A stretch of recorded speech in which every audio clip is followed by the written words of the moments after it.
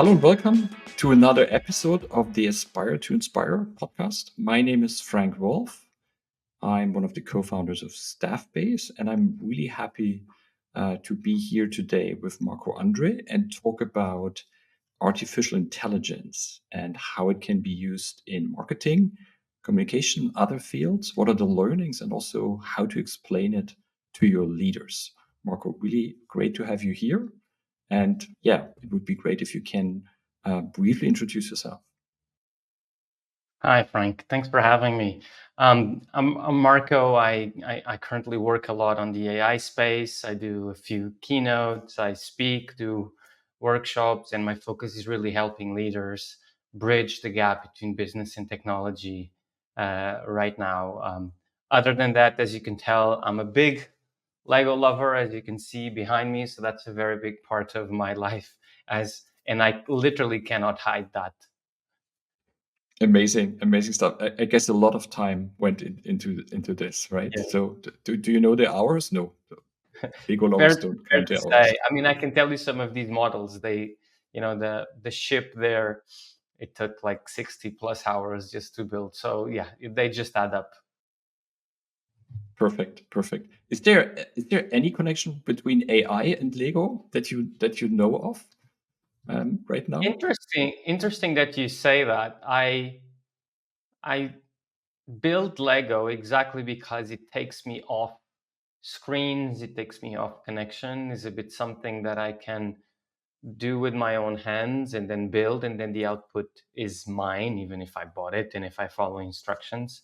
Yeah. So in a way, people are thinking we're all going to go AI. I think AI is liberating actually time to do things that are more about connection and human connection. And Lego, that's something that it does for me. It's a great example, and to explain, talking about will it take all our jobs or joy of life? No, probably a lot of this, what craft is all about, will hopefully stay here on even after AI takes over a lot of other things. Yeah. So if you talk about AI, and we like there's many things to look at. Let's start as like very easy and down to earth things. Like, what is things that you've seen AI change in your very personal workflow, or how you work, or how your workday would go on? How do you use it for yourself, or the things that are on your plate every day? Mhm. Two things. The first one is I use it to reduce the time I do spend on what I call brute force tasks, so admin tasks. If I need to do something that's going to take me quite a lot of time, AI gives me a head start on to do something like that. Imagine an email that's difficult to write, or a first draft for a newsletter, or something that I would need to compare or go to different sources, and I get it all in one, and I get that done much faster. The second thing is a creative companion. If I want to edit a video, I now can do it. If I want to have brainstorm an idea for a keynote, it's almost like a second opinion or a coach, which I can have a first interaction with, and obviously then I can decide to show that to a human and discuss that with a human. But in terms of creative expression, it's almost one feeds off the other.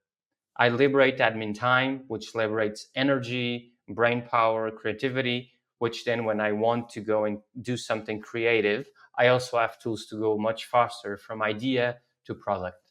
Yeah, I think it's one of the surprises of AI for a lot of people, because we thought of this as a technology which would be more on the logical side of things, and that this is a technology which really like makes most of the, or very fundamental contribution on the creative side of things, and really helps us in many ways think outside of the box when starting a task, or things like that.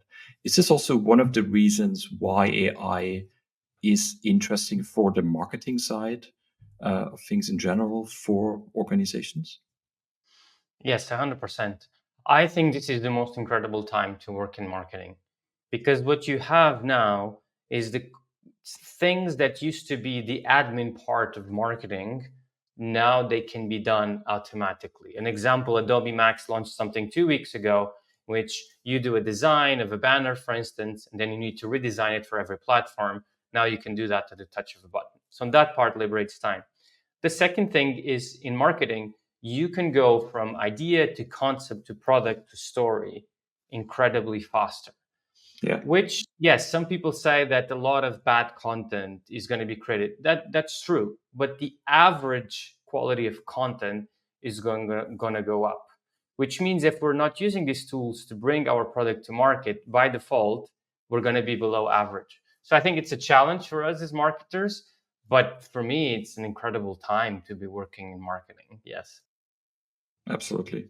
On the creative side, I see a lot of discussions specifically in marketing of agencies saying like, this is what we do, like these genius ideas, these big ideas, how to create a message or a campaign or a narrative around something, that this is still a human aspect of it. And then more, as you talk about, like the execution of things and like automating things and so on. Or do you also see AI doing also in marketing more on the creative side? I think there's a lot of discussion right now if marketers need agencies, and I think agencies will always be needed, and a lot of partnerships will need to continue happening. Now, the question is, up until now, AI is good at coming up with different ideas in different ways to execute, but not the ideas itself. It might be that comes a time when that happens. You will always need partners to help you execute. You will always need partners internally or externally to help you with the tools, because we're all learning new tools. And you will always need partners to help bring the product to market. Now, the decisions that a lot of leaders need to do right now is, what do I keep in-house? What do I outsource? That comes from skill building, for instance. If I'm going to use Adobe Max as an example, to have my teams doing the resizing of banners instead of an agency, that means I need to get Adobe Max, I need to train people on the tools, and I need to design a career path for people that work in the organization, right? Which is a fundamentally different way of developing their careers than, for instance, outsourcing that to an agency. But if you outsource that to an agency, we now know that that process of resizing for different platforms need to be much faster. I don't buy so much into the, is this going to disappear or this going to disappear, is going to transform. But we as leaders need to decide what is going where. Yeah. Just take staying with the example you just brought, because I think this is super interesting. What you're also saying is, as leaders, you should understand what AI does, because if you now know this latest innovation from Adobe, you can go back to your agency and say, hey, I know it's happening, and I know you just cut your costs of producing all of this really down to 20% or whatever. Like, I want to renegotiate the contract or whatever. Like, to understand like what's the where the value creation is changing and where you can also create efficiency in the whole end-to-end process, right? It's a very good point, Frank, because I think sometimes we're a bit too rough on leaders. If you think about it, 2 years ago, no one was talking about this. Yeah. About AI at least at scale and speed you're right now. We're speaking about right now. Yeah. Now, it's exactly what you mean. When I train and coach leaders, it's not so much of the example, as you said, of Adobe Max. It's the implications that it has in the value chain and how you do business. That's exactly it. If you show them an example of how today you can go with NotebookLM, you can create out of a website or a YouTube video just a podcast of two people speaking. It's not a gimmick. We're talking about a fundamentally different way to consume and experience knowledge. And that's what I try to explain to them. Yeah. Amazing. Yeah. Just as an explanation for the ones who didn't hear it, like NotebookLM is a service that Google Alphabet launched, or like how, from the Google universe, let's put it like this, Alphabet universe, and it's pretty much taking any document you have and kind of converts this into a very real podcast where two people talk about this in a very smart way. I think it's amazing. I heard an example and an idea of somebody lately even saying, hey, can this go through kind of the updates in my Slack or Microsoft Teams or whatever I have, what happened in the meetings on the day or week before? And when I go to work, I hear a podcast about, hey, Frank, here the top 5 things that you would need to know. So I think that's it's one of those innovations who kind of opened a lot of minds about what AI is capable of. Definitely I interesting. agree. It's an incredible innovation. It was experimental, and now it's fully launched, and I think it's an incredible innovation. Yeah, even more podcasts to head our ways Ah, in the yeah. coming years. Yeah. We talked about marketing. Do you see the same happening in the communications function, which in a lot of companies is very close to what marketing doing, but like focuses more on other audiences, it's on employees, it's on stakeholders, investor relations, and so on, as a marketing? 100%. What I was discussing with someone the other day, a lot of comms is keeping a tone of voice internally and externally. And imagine right now you can have a large language model, internal, for instance, which you have all the comms from the last 2 or 3 years trained on the model. And every time you need to come up with something, with a new press release, with a new LinkedIn post, you can just have a first draft, but based on a number of ideas. The first draft is then exposed to 3 or 4 people for approval, and you can all done that. That can all be done centrally. And if you think about that, there's you avoid corporate amnesia, you keep the tone of voice, which is so important for comms. You ensure that the right people see the right content, and then if someone leaves, obviously you don't lose automatically the knowledge associated with that. So 100% applicable to comms, and I would argue to every function is really being affected by AI right now. Yeah. Talking about affected by AI, the whole discussion about will it take my job? I mean, I know it's a large range of what you're working today and like sort of what your role is and so on. But going to marketing and comms, there are certain jobs which are more on the creation side, like writers, right, or designers and others. Um, do you see certain roles where we can really say, hey, they are endangered, they might be really in trouble? And are there other roles where you say they are totally out of range for AI for now?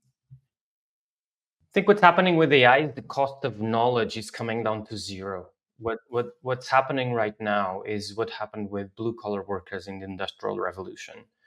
And what that means for marketing is the first level is, if in your job, if you're a designer, a videographer, a copywriter, for instance, I would argue even a CMO, and you're not using these tools, by default, you're going to be falling behind.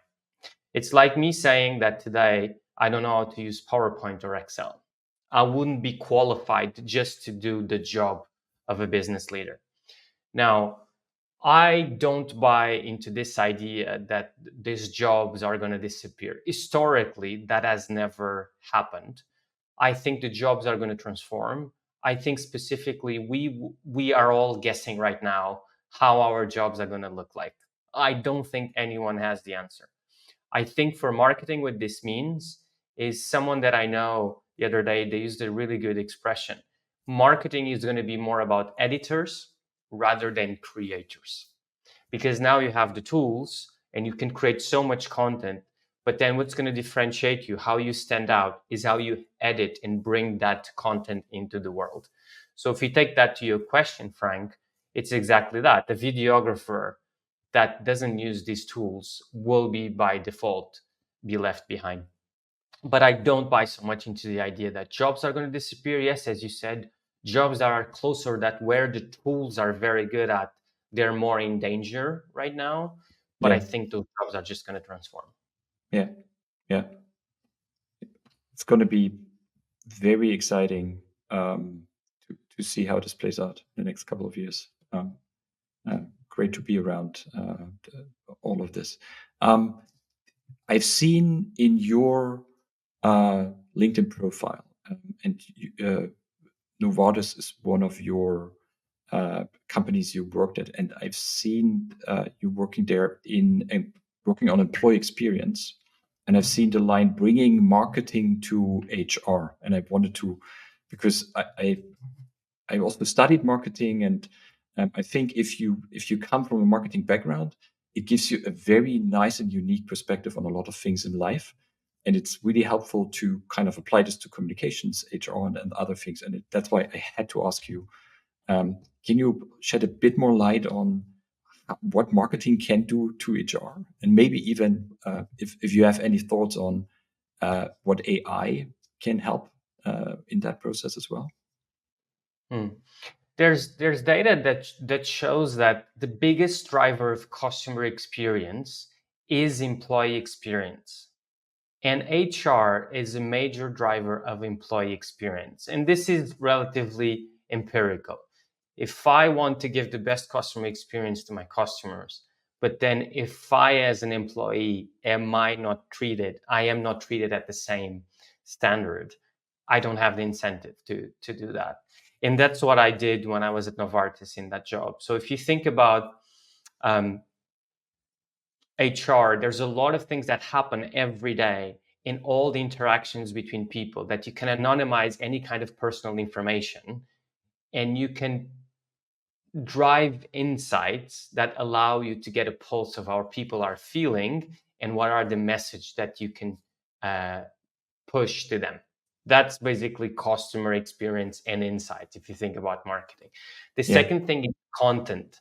You want to have a one voice, a communication that with your employees that embodies the culture and the messages that you want to pass.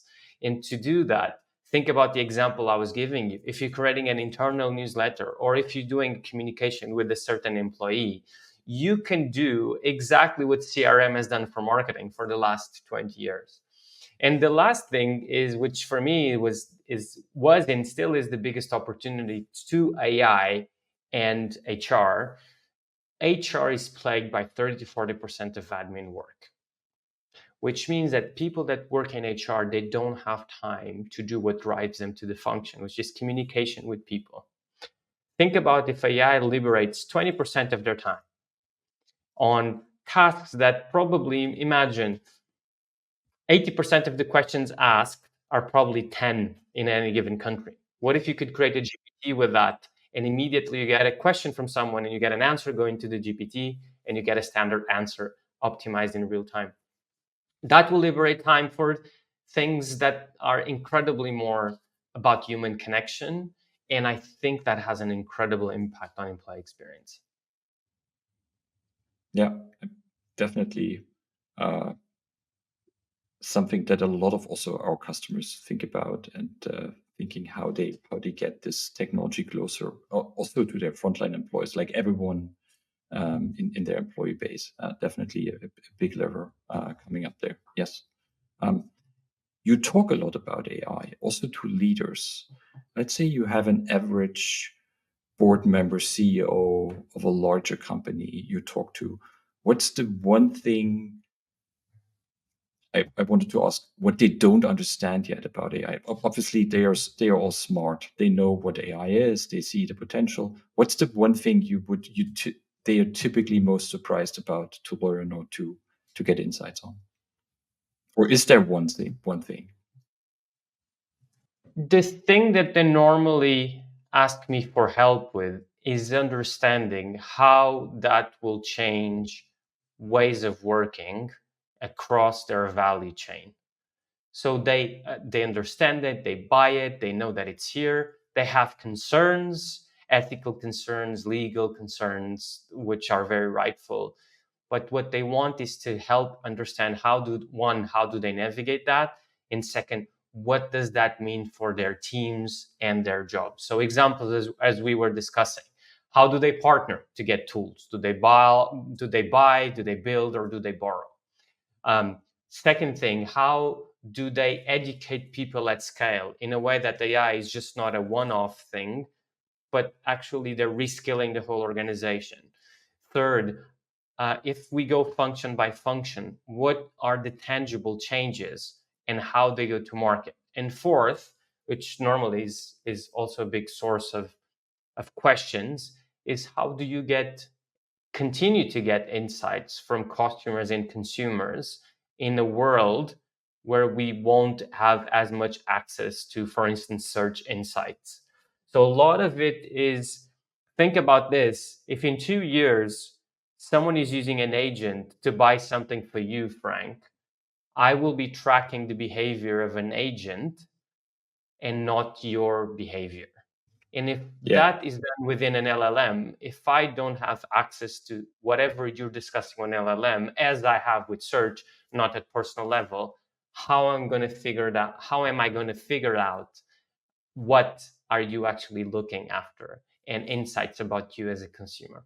These are all questions very rightful that they have and that I can help try to navigate.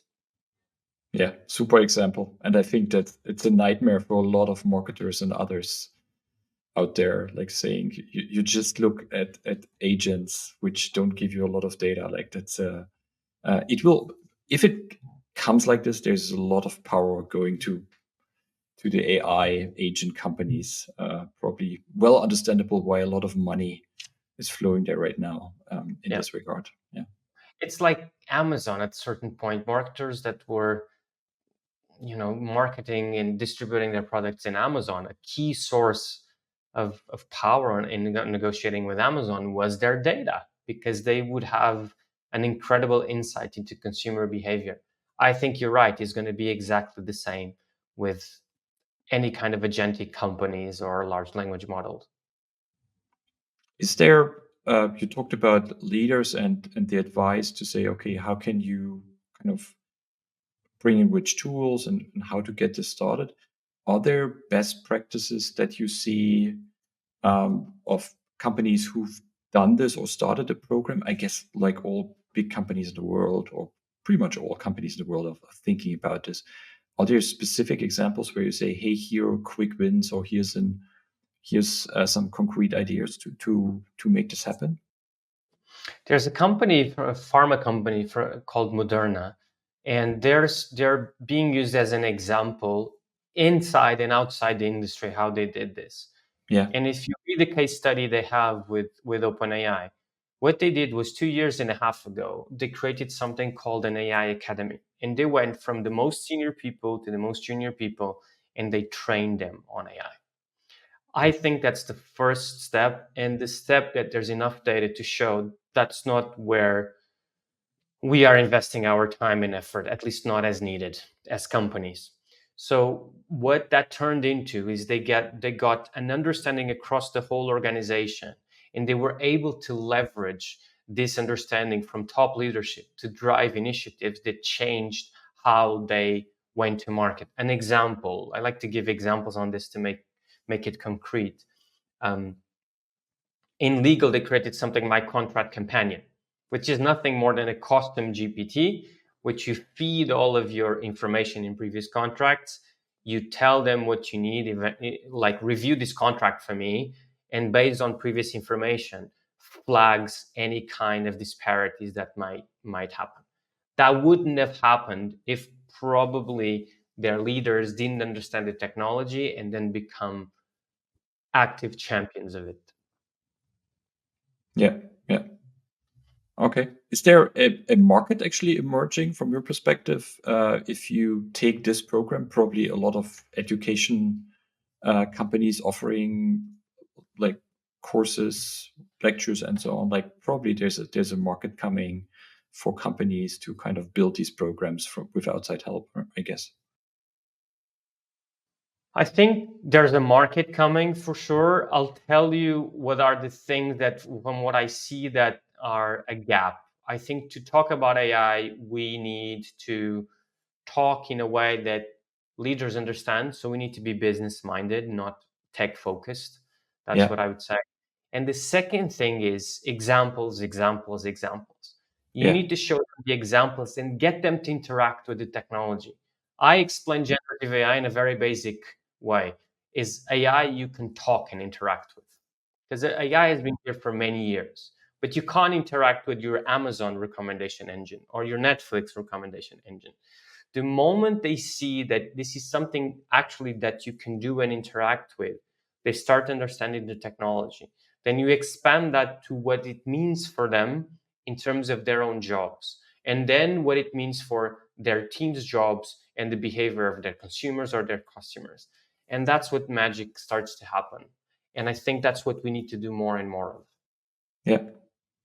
The Moderna example, and I think like companies like Novartis and other like pharmaceutical companies come from a very regulated background, and then from the outside, one would say, okay, AI systems have all these hallucinations, and like it's not a 100% answer every time, right? So there might be things wrong that it gets wrong and so on.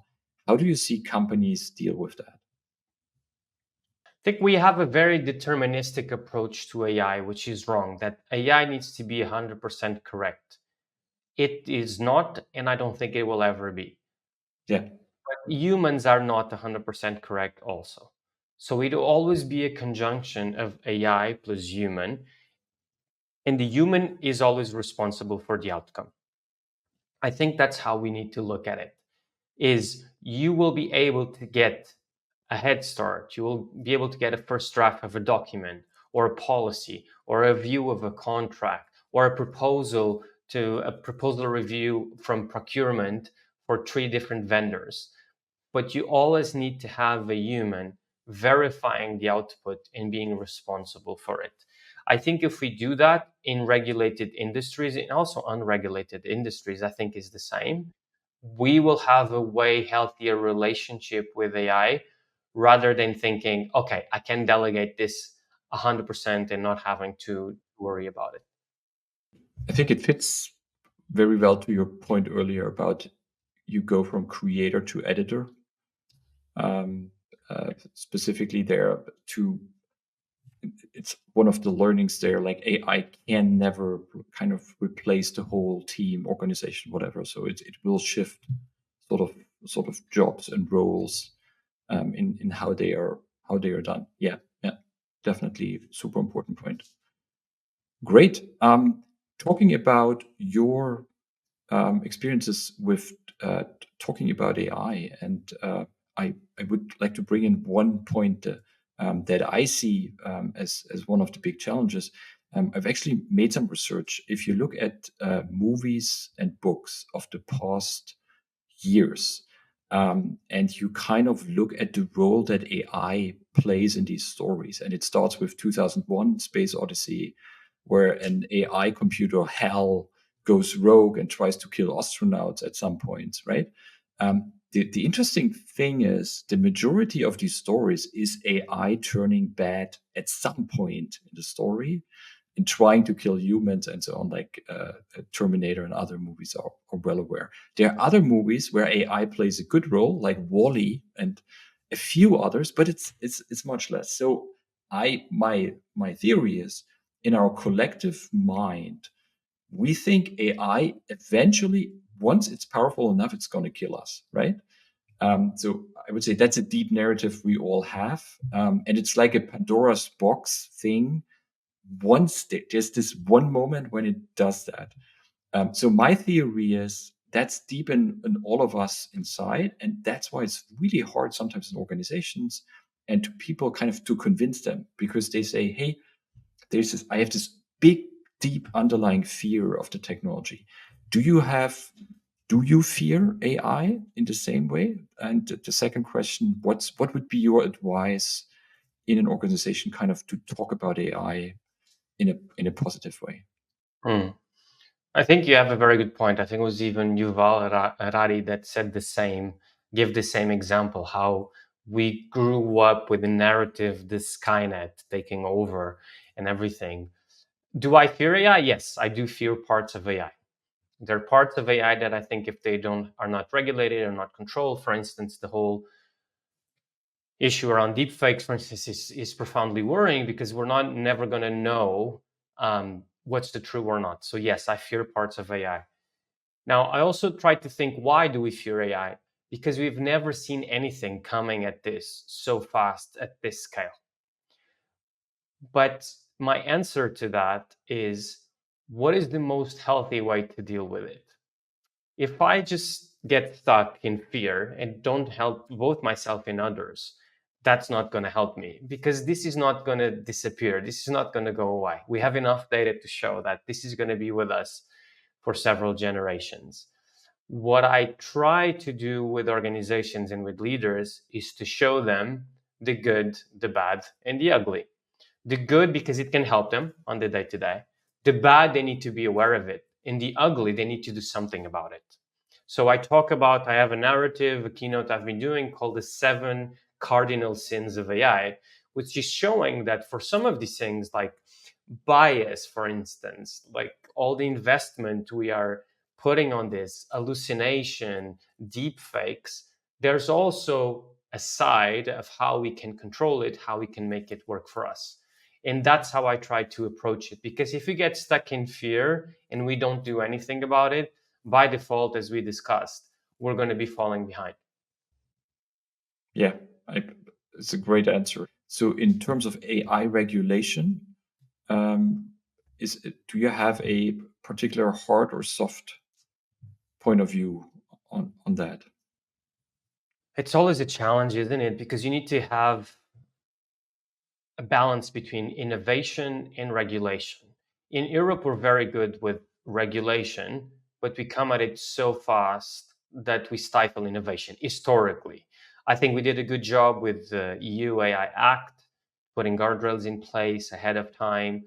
We need to be careful that we also don't stifle innovation. So at this point, I think there's parts of AI that need to be regulated. And not only that, pressure needs to be put on tech companies, because it really is such a powerful thing that's becoming a monopoly, and that regulation needs to happen.